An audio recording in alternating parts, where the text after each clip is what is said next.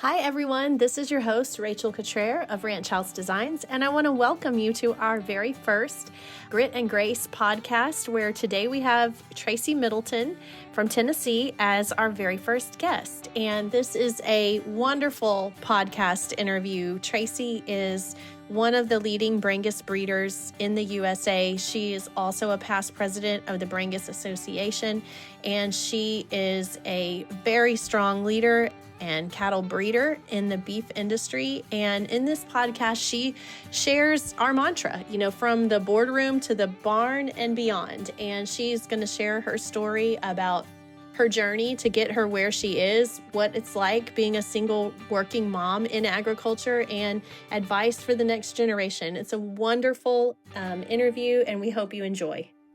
Hey everyone, welcome to our first episode of the Grit and Grace podcast brought to you by Ranch House Designs. If you listen to our little intro episode, then you know that this podcast is all about spotlighting and celebrating the stories of great women in agriculture and even more specifically in the purebred livestock industry. And so today for our first guest, we are so honored to have with us Traci Middleton. If you want to say hi, Traci, it's yours. Hello, I'm so excited to be here. Thank you. So I'm going to have to get you to say where your hometown is because I don't want to butcher it like a Texan hick, but tell us where you're from. Oddly, we had that conversation today. Everyone says Puryear, but it's Puryear. Like, don't make it fancy. It's just Puryear, Tennessee. Okay, well that's how I was gonna say it, but I have my last name is so hard to pronounce. Everybody gets it wrong, so I did not want to get it wrong. So Traci Middleton of Mill Creek Landed Cattle, Puryear, Tennessee, and so we are just so happy to hear from you. I know this is our first episode, but for the podcast format, we would like to start each podcast with just some really quick fire questions that I think most of us women, young or old, can relate to. So if you're ready, let's go. Let's go. On a scale of 1 to 10, how much do you like Facebook? I would say a 7. I love that, you can get on there and catch up on cattle friends, non-cattle friends, all in one spot. Obviously, there's some negative sides to it too, but I give it a 7. I start my morning with coffee and a quick scroll through Facebook. I do the exact same thing. Totally do that. And I like that routine. Okay, so on a scale of 1 to 10, how much do you like Instagram? I actually would probably rate it a little higher. I would give it a 9. I don't know if it is the algorithms for me personally or if it's the people that I'm following. It just seems like it's a little more positive and a lot less noise on Instagram. So I would rate it higher. I love that. Okay, are you on TikTok at all? Not on TikTok at all. No, that's a sore subject with my friends because they send me TikToks, but I'm at my capacity with social media. Like what I have is all that I need, and I just haven't got on the TikTok bandwagon. So if someone sends me a TikTok, I have to send it to someone that has TikTok that's in my physical proximity to view it and then respond back. It's a burden. In our household, I believe we have a TikTok, but I don't really use it. But my 14-year-old daughter is on it all the time. She loves it. Loves it. Yes. Okay. Are you on Snapchat? So I have a Snapchat. I was an OG Snapchatter. This year I decided I was going to make that part of my routine, my way of communicating. I have failed miserably. I don't know why. I can't get on the Snapchat bandwagon at all. So me neither. Maybe for 2026, maybe that's a goal for then, but no. Okay. So on a scale of 1 to 10, how fixed up would you say you get on a daily basis? Like hair, makeup, nice clothes. What's your daily fit check look like? 1 is sweatpants, 10 is full glam. Okay. I would say that I'm in that 6 to 7 range. Okay. So I have hair like a Hereford heifer. So it requires maintenance. It's not just I can go without fixing my hair because like I said, it's high maintenance. So I usually do fix my hair or put a ball cap on. I wear some level of makeup, clothes. My uniform's kind of jeans and a t-shirt most days, unless there's something that I have to do that's important where I need to have an elevated appearance. I guess the most high maintenance thing, I do keep my nails done. That is something that is a non-negotiable for me. I love it. But How are you able to maintain those, or do you constantly have to re-get them done? Because you work on the ranch. Yes, absolutely. So it's a real sticky point in my family because they're like, oh, Traci, why do you even mess with getting your nails done? But for me, I could be weaning calves today or preg checking cows. And then tomorrow I'm in a meeting that's, maybe not cattle related. So it just gives me a sense of that I have my life together ever so slightly. So on a normal day, what time do you get up and what time do you go to bed? I usually get up around 5. I've tried to get up earlier. That does not work for me. I have to have sleep. So 5 o'clock is about as early as I get. And I do that most days. So I have a 5-year-old daughter that just started kindergarten. So prior to kindergarten, I would say 9:30 is when I would go to bed. Now we've backed that up because we need more sleep, I guess is what I'm trying to say. So we do go to bed a little earlier since kindergarten started. I get that. I mean, our bedtime now is a little bit later because I have two daughters too, but for the longest it was 8:30 and I loved it. Yes, I'm not mad. Okay, last one of the quick fire. On a scale of 1 to 10, what's your stress level right now? I mean, not like right now in this podcast, but like in general, what's your stress level in daily life? So right now it's probably a 4. And I think the reason for that is I usually say pretty high up on that scale, but I have overloaded myself this week. So it's better that I just really have a grip on the stress because it's kind of coming from all directions. So I've done a great job and I would say I'm about a 4. That is very impressive. Knowing all the stuff that you do, that is very, very impressive. These are the things like we want to talk about on this podcast and just daily life for high performing women, entrepreneurs, livestock people, livestock judges, photographers, just the life, the day-to-day life. Okay, now we want to get a little bit more in depth. Would you mind sharing with us just your background story, where you grew up, how you got into agriculture, just what put you to where you are now? Absolutely. So I grew up right here in Puryear, was involved in 4-H and FFA. My parents had a small farm. That's not what they did full time or anything. My family has a hardwood lumber business, so that is what they did primarily. But they had some cattle, and it was just always something that they enjoyed doing. And I started to show cattle and got involved in Brangus and the International Junior Brangus Breeders Association. I went through that program, went to college, graduated college, came back home into the family business, and the entire time I'm growing this cow herd, right? All of those retired show heifers were turning into mama cows. So kind of just built a program from that and came back home. I'll be very honest. I came back home to work in the family business because that gave me the best opportunity to keep that cow herd going. And that was such a priority for me because I'm so passionate about it. So kind of just continued to grow from there. And obviously, today I have probably a few too many cows for what my schedule really allows. And like I said, I'm the mom of a 5-year-old. So we are wide open in T-ball and starting school and rec league basketball. And she even has a heifer of her own that she has started showing. So I think it's the stereotypical, how did you get started in agriculture story. Did it once, I fell in love, and I'm still here today. Yes and no, because I mean, you're a very successful woman in the Brangus breed and in judging. And, I know you said you showed 4-H and stuff, but I wouldn't say you came from like the largest Brangus operation in the USA, or anything like that. Yes, so my parents just had some commercial cows, and some of their best commercial cows were Brangus type females. And so that's just kind of where I landed there. Where did you go to college?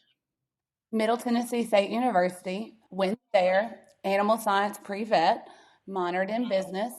And, I think the goal at the time, I wanted to go into repro. That's always been, something that kind of tripped my trigger, if you will. Very interested in that. But as it came time to actually make moves to go down that path, I guess I kind of realized I didn't want to work on everyone else's cows for the rest of my life. that really wasn't the direction that passion was driving me. It was to do my own thing. So went ahead, graduated, got that degree, does not support my day job in the hardwood lumber business at all. Completely different skill set required. Do you still work in the lumber business? I do. So you are, I mean, a working mom and a woman in agriculture. Do you spend most of your day in the lumber business and then do the ranching in the evenings and weekends, or how does that work? Yes, no, you summarized it exactly. So I work in the lumber business. I'm the fourth generation of my family to be involved in the hardwood lumber industry. And I'm almost equally as passionate about that. I really, really enjoy that. And so I work there. I wouldn't call it full time, Rachel. Yeah, I mean, my schedule is I work at Ranch House like 8 to 1 ish, and then go pick up my kids at school and, do then work later in the evening. So I think that's something that probably a lot of us can relate to, is managing that day of how to be a working professional, enjoy your cattle operation, and be a mom. Absolutely. So, I'm very blessed to have that much flexibility. It's not an 8 to 5 type of job where I have to be there. Now, there are times that it's, certainly where I have to be and I don't have any other option. But for the most part, it affords me so much flexibility that then I shift to the cattle on afternoons, nights, weekends, holidays, that kind of thing. It's a balance, that's for sure. Yeah, if you have a kindergartner, she's 5 years old? Yes. Yeah, so I was thinking back to that time, like I feel like it's almost a bit easier when your kids hit the school age, because then you do at least have like a structured time from 8 to 3, where they're in school. But that's a hard adjustment period. I remember that. It's not easy.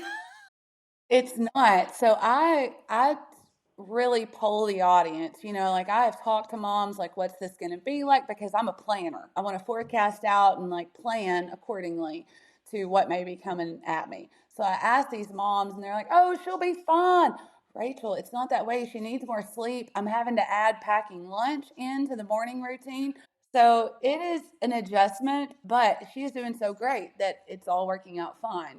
I remember one of my favorite memories with my youngest daughter is like the first week when she started kindergarten. We would pick her up from school, and then our ranch is about 3 minutes from the school. And so I would pick her up, and then we would go there and finish up the evening chores. And we would get on we call it the mule, but like a side by side ATV, and we would drive around and check the cows, before we closed out the day. And she would fall asleep every day. And it was the cutest thing because she was just exhausted. We're kind of the same situation. It's maybe 3 minutes. And there's been times that she's fallen asleep on the way home. And it's like, well, okay, I'll just we'll just stay in the truck and we'll go check cows and do all of that now. But yes, it's a transition. And I don't think we're talking about that enough as moms, about what that transition looks like. Yes, I know. So I want to hear so much more about your cattle business and just being in that. I know you mentioned that you got involved in the Junior Brangus Association and that you said you served as their president, or did I read that online? I think you may have read it, but I did. That's correct. Yeah, when you are a young woman coming from Tennessee, which would that be a smaller state, considered a smaller state? Did you feel like it was harder to break into those type of leadership positions being from outside of the normal Brangus states? So I did not notice it at the time, but yes, in a way. And everyone just thought I was from Texas. I mean, for the longest time, Maybe it was the blonde hair, maybe that was it. But for the longest time, they're like, "Where do you live?" And I would say Tennessee. And they're like, "Oh, like, I thought you lived in Texas." And I still even get that today. So, yes, I mean, obviously, I was not, involved on like the state level for like the Texas state shows, Texas majors, things of that nature. And I'm referencing Texas because that would be the largest state for Brangus cattle. So, yes, at the time I didn't notice it, but in hindsight, it was definitely there that I was kind of almost like an outsider. And I noticed today, lots of times when we're at the major shows like Cattlemen's Congress or others, Brangus and Brahmins are there at the same time. And you show Do you show all of y'all's cattle yourself or most of them? Yes, unless I have two in a class, which I don't, I just try not to do that in general from a time management standpoint, or we have two going into a division or something of that nature. Otherwise, I'm showing them all. That is on my to-do list, is to get a backup showman. That's all of our eggs are in my basket, right? Like we need to diversify that just a little bit. But yes, I do show them all. So I always tell people, I'm breeding them, I'm feeding them, I'm showing them, I'm marketing them, I'm doing all the things. What I don't do is fit them. There are people so much more talented than me at that. So I too love showing and showed, all the time growing up. But as you know, when you get pregnant, it's a little odd. Do you continue to show? Do you hand it off to someone else? What did you do? So, well, actually, so I was pregnant during COVID. So a lot of shows were canceled. And so I probably would have handed it off. I think that's every person's choice, how they want to handle that. They know their animal. If you have a super broke heifer and you've shown her a million times, heck yeah, mama, go show that thing. It's fine. But for me personally, it was just the timing. But I do remember we were preg checking cows, okay? And well, we were tail bleeding to preg check. And my mother was on my case right there at the side of the chute, every cow that came through that I was pulling blood on. And she was like, turn your belly away. And I'm like, well, I can't do it backwards. It's difficult to try to factor that in, but it's just something that we have to figure out. What parts can we do and maybe what parts should we not? Yeah. And another thing, once you actually have your child, showing and being a mom at a stock show is maybe we talk about grit and grace. That is maybe one of the most challenging things of supervising your child and toting your child around and giving your attention to your child while also trying to get one up to the ring. So interesting that you say that, and I will come clean on my stance on this. So up until this point, and we only show at our national shows typically, so we're going to 4 or 5 a year. Up until this point, Ellie would stay with my parents while I traveled to the show, just because having a child along in that situation, that's early mornings, late nights, and I have been up to this point extremely hands-on with the cattle, and I had no idea, Rachel, how to do both. No clue.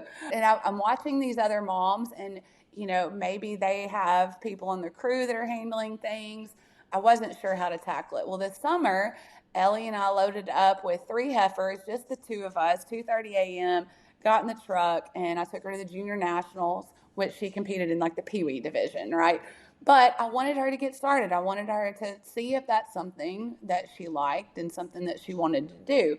So we hired the best, okay? I had the best crew for that show. They handled it. I made it very clear I'm a mom first here, okay? Like I'm making sure this experience is something that is positive for her. I want to go to the Barnyard Olympics and let her do those things. So y'all have to handle the cattle. So it was like a step back for me, right? Like I wasn't in control. Well, it worked out great. Ellie had a fantastic show. She loved it. She says she wants to show 50 head.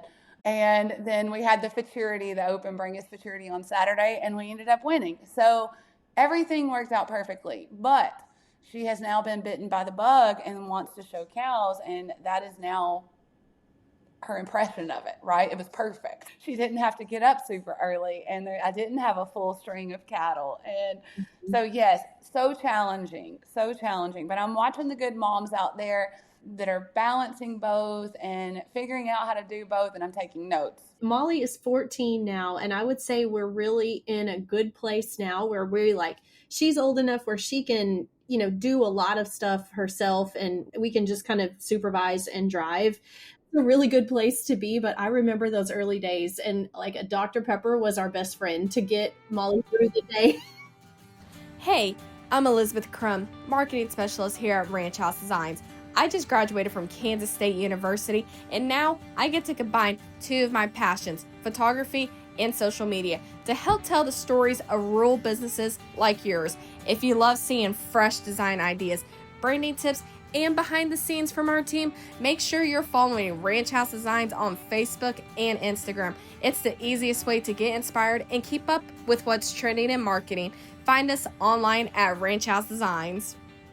So you're going to probably laugh when I say this, but another challenge of showing as a mom, I would have to say, for me at least, is finding jeans that look flattering in the show ring for a mom bod. Amen. That is a challenge. I totally would wear like nice jeans, not 7 jeans, but like nice jeans, and preferably a button down shirt that I could tuck in. But now I'm more along the lines of like a loosely fitting blouse. Absolutely. Yes. We need to talk about those body changes Yeah, because they certainly happen. that is something I was not prepared for. I still think there should be like a manual of like stuff no one tells you, and that would have to go in there. Like the jeans that you wore previous, even if you're the exact same size as you were prior to pregnancy, they don't fit the same. No, they don't. So we've talked about showing. You are also a top tier premier cattle judge. And tell us how you broke into that. I mean, were you on a collegiate livestock team, or how did you kind of get into that area of the industry? So I went to college. They were starting up a judging team, had a fantastic coach. They had not had one previously in the few years prior. So they were going to, revive that, get that going. Well, for whatever reason, it never got off the ground. We were practicing. There wasn't enough people to really make a team. I don't know. But so, yes, I kind of went through the motions, and we went to, I think there was 1 or 2 contests that we may have went to, and then it just kind of died off. So at that point, that was kind of a letdown, because it's like, how am I ever going to judge a cow show if I didn't graduate from a college and was on a collegiate team? And so I don't know how it happened, honestly, but I started out kind of judging some local shows, and then started getting phone calls for some bigger stuff. And now like I got to judge Beef Masters at Fort Worth this year. That was like, I was so excited for that. I don't know why it was on my bucket list. Beef Masters Fort Worth was on the bucket list, and I got to do that this year. I had pneumonia from Cattlemen's Congress. So here I am in my bucket list moment with pneumonia. I could hardly talk, was sweating profusely with a fever, running out of breath on the microphone because I literally did not have the air to do it. But by George, we did it. The cattle were great. I had a blast, and I lived through it. So That's grit and grace. That is the theme of this podcast. That is amazing. someone said, that's the most Traci Middleton thing I've ever seen. And I'm like, I agree. But I enjoy judging the shows, especially junior shows. I love working with kids. I had such an amazing experience growing up in a junior program. And, I turned junior show heifers into a cow herd that, today I'm very proud of. So anytime I can judge junior shows, I try to make time to do that. I know you mentioned you judged Beefmaster, and I'm sure you judge Brangus. I know you're judging a Brahmin show, or by the time this airs, you will have judged it. What breeds are you judging, or are you doing everything? Yes, I mean I'll do anything. Obviously, we live up here in haired cattle country. I have a few Hereford cows. I think Ellie will probably try to buy her a Hereford heifer or Key Angus heifer, something that she can show and be competitive with locally. So all cattle, I love all of them. So I don't really think I'm specific to any one thing. I'm one of those people that say there's value in all breeds, right? So I love and appreciate all of them. So when I think of you in more recent terms, I picture you showing this beautiful Brangus heifer at Cattlemen's Congress. And it was in the Supreme Champion Drive because we had one out there too. And I'm pretty sure you won Champion Supreme heifer. Was that this year or last year? That was last year. This year we were third overall, and they were both ultra black heifers. Yes. Okay. So would you say that's like your program's biggest win, or what would be some of the highlights? Yes, I would say that's my favorite win because I kind of went out on a limb. Okay. We were kind of back, this may be going down a rabbit hole, but we were kind of backed into a corner genetically. I couldn't find the bulls that I needed that added the right kind of value to the cows that I had. And my mom is very involved in the cattle. My dad will tell you that he does not own a cow. He wants no part of the cows at all. He'll help me if I ask, but otherwise he's out. He's a lumber guy, right? So, but mom very much enjoys it and we share the same passion. So, I visited with her and she said, let's just make our own. And I'm thinking, yeah, let's do that. So we actually kind of went off into the Angus breed, found some stuff we thought would work for us. So now we are very heavy to the ultra blacks. I'm sitting at my kitchen counter right now, and my herd sire pins are right out the side over here. And the majority of those bulls are ultra blacks. And it's just getting us more to kind of outline some goals where we wanted to be, what we wanted things to look like phenotypically and genetically. So we kind of went out on a limb and it worked. And there's nothing more fun than that, right? Yep, we're in the same boat. We did that a couple of years ago. Same exact scenario. And one of the bulls from that mating won Houston this year. And it just makes you feel like, well, maybe like, okay, I'm not stupid. Amen. Amen, sister. Yes. Like, okay, my plan is working. Yes, absolutely. We're like, yeah, we bought an Angus bull and, we're AIN heavy Angus and people are just kind of like, yeah, whatever, and then they see the first one we pull out and everybody's like stops in their tracks. The thing is, there were a whole pasture full of half sibs to her that I just didn't put a halter on. And it's like, okay, we're moving down the right road. So we're just going to go ahead and push that throttle down, Yes, ours is the exact same way, like exact same thing. And I love that.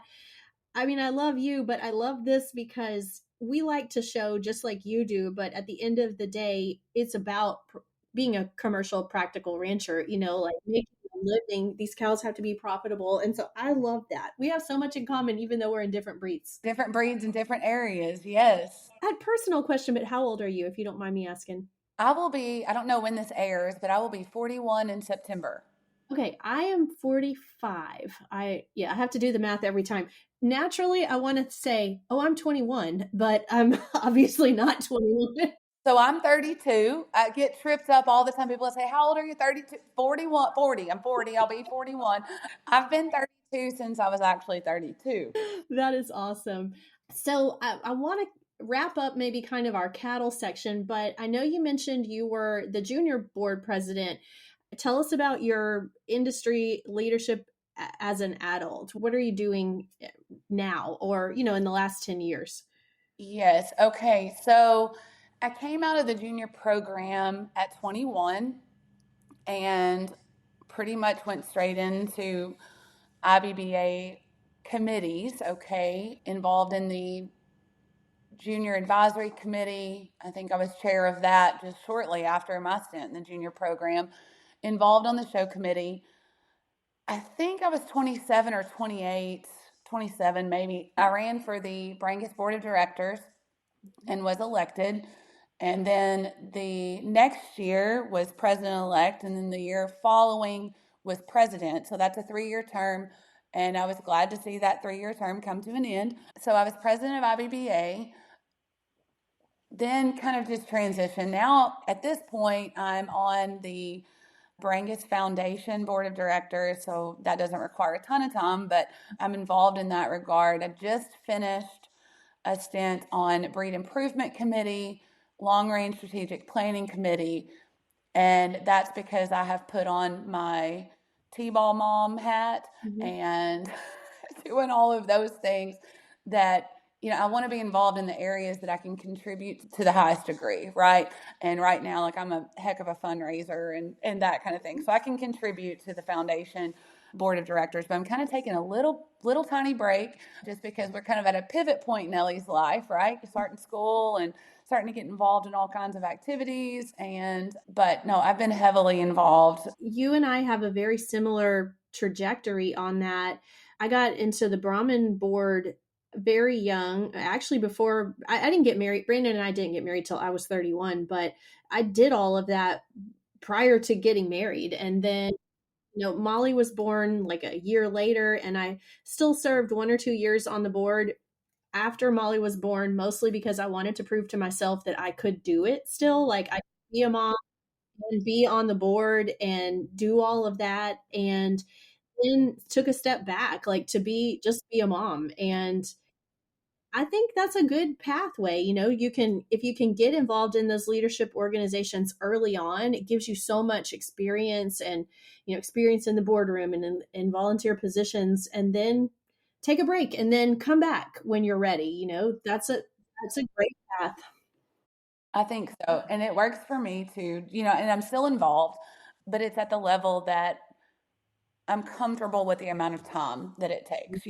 So it has worked out really well. And so, like, it's rewarding in a way, but like, I was able to contribute so heavily at a time where that's what my focus was. Well, being a mom, that's your focus primarily. Everything else is secondary. So it's nice to be able that it has worked. I've kind of done the things. I've done the things. A couple of people were asking me this summer about running for the board again. I said, you guys have got it. Like, Yeah. I want to be the first base T-ball coach. Okay. That is where I'm at in life right now. So I want to segue into kind of talking about just women in agriculture. And I know that you mentioned it was you and your mom. And I'm sure that you have faced, struggles or challenges that you have clearly obviously overcome. I mean, do you have any maybe big challenges that you faced? I think I'm going to say it like, okay, so I was raised in a way where it didn't matter what gender you were. My parents never once said, well, you're a girl. It was nothing like that. It was like, if you want to go after it, go after it. Go hard, but go after it. And so I guess my frame of mind naturally never spent a lot of time like thinking about that. But once I was elected to the board, and yes, old men, and I love them, and some of them are my best friends. But sitting in a room, and I'm thinking, okay, I'm the youngest one here. I'm the only female here. So subconsciously or even consciously, you put pressure on yourself you've got to bring your A game, all the time and all the ways. And,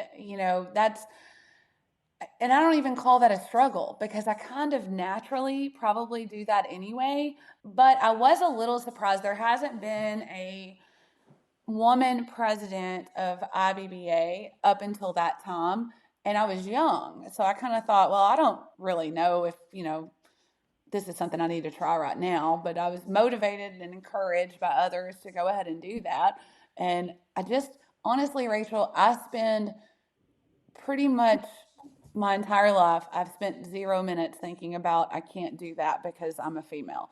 And I think that naturally, like that demeanor, like no one seems to question it. I don't know if that's how it's worked. I don't know why I haven't hit major brick walls about that, but I just haven't.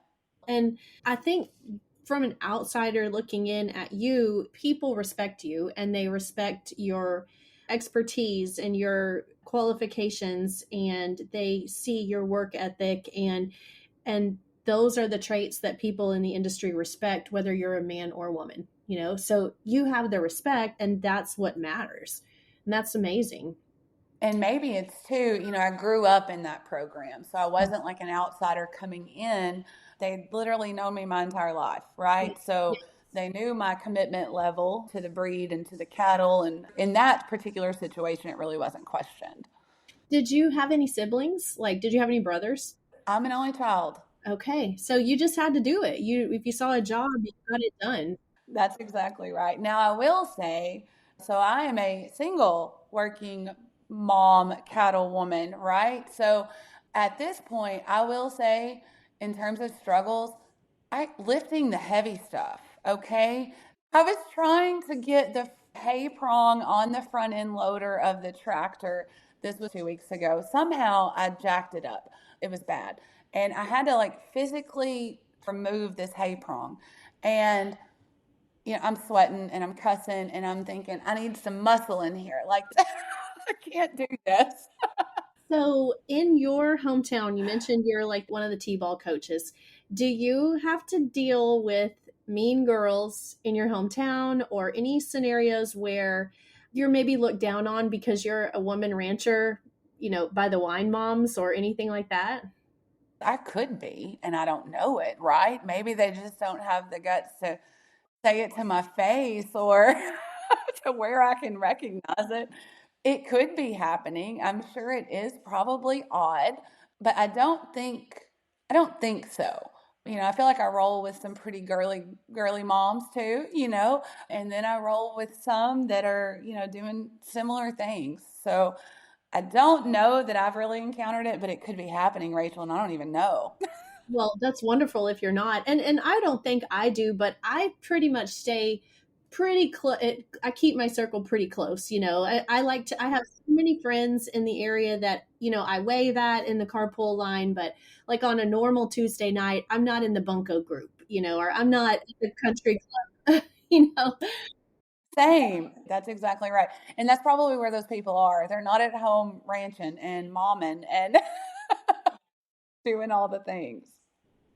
So we're kind of wrapping up, but I wanted to ask, like, on this section, what advice would you give, a 21-year-old girl or an 18-year-old that that wants to be Traci Middleton? What advice would you give her? I think when I think about younger people, and we could have a whole long podcast about my advice to younger people, but there was a pivot point probably in my life where I found balance between not settling, right? Not settling for, the cow herd where it stands. Let's push that to a whole new level. Not settling for a job, not settling for a partner, whatever that looks like, but not settling. And I think when you're naturally geared to be a go-getter, you're naturally geared to not settle. But at the same time, you have to appreciate where you are, the things that you have accomplished, and the moment that you're currently living in. And for young women, for them to realize the sooner they figure out how to balance those two things, the better their life gets, right? There's more joy in the everyday. You're not constantly thinking about what's next. You can actually, live in the current moment. So I would probably encourage that. And I wish I could have told my younger self that.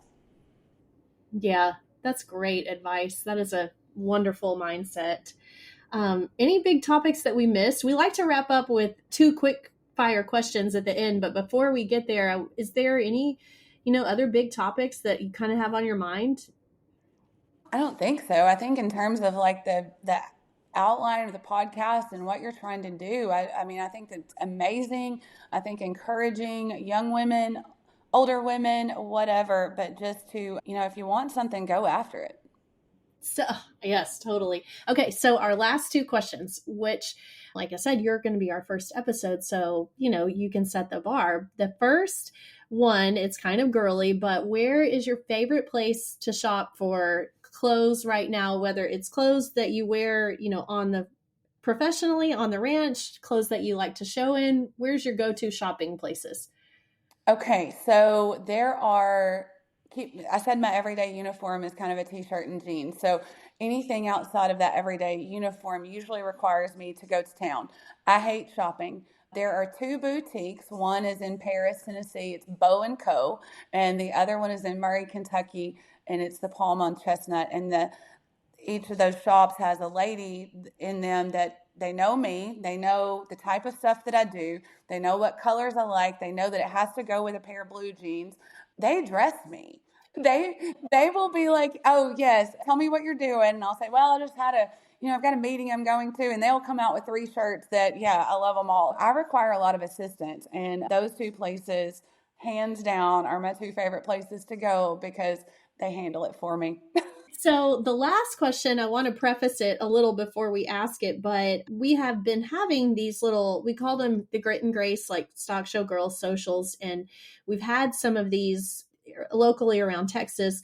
We get together with young girls like ages 14 to 18, and we have like a panel of successful college girls, like 18 to 21, and it's a very interactive, hands-on, social. That's actually what inspired to take the next step to do the podcast. But so in those, we talk about fashion and where to buy clothes and makeup and all of that. And one thing that kept coming out is that no matter whether you're like full face or you're just a sunscreen type lady, we all agree that you should never leave your house without mascara on. That's why on our logo, we have a tube of mascara and, and every morning now, and because I'm the sunscreen kind of girl, I'm just sunscreen and mascara. That's pretty much it. So we close with, what is your favorite brand of mascara? Okay, well, I have never questioned my mascara choice until now because I've never had to say it out loud to anyone, much less publicly. But my favorite and the one that I wear is by Too Faced Cosmetics, and it's called Better Than Sex Mascara. Oh gosh, shocking. I suddenly wish it had a different name, but that's just the truth. That's the one that I wear, and it's the only one that I can wear. So watch the sales skyrocket, right? Absolutely. Awesome. Oh goodness. Well, gosh, we're about ready to wrap up, and I know you're probably got some stuff to do with Ellie. So just going to say once again, thank you. This was amazing. And I know so many people are going to be inspired by hearing your story. And we just appreciate you being on the podcast with us. Before you wrap up, tell people if they want to learn more about Mill Creek and, learn more about your operation, tell them where to find you. Absolutely. So I'm on Facebook, and that's Mill Creek Land and Cattle, or you can go to our website, which is millcreekbrangus.com. Awesome. So once again, thank you so much, Traci. And we just love you and wish you all the best in your continued success. Thank you so much for having me.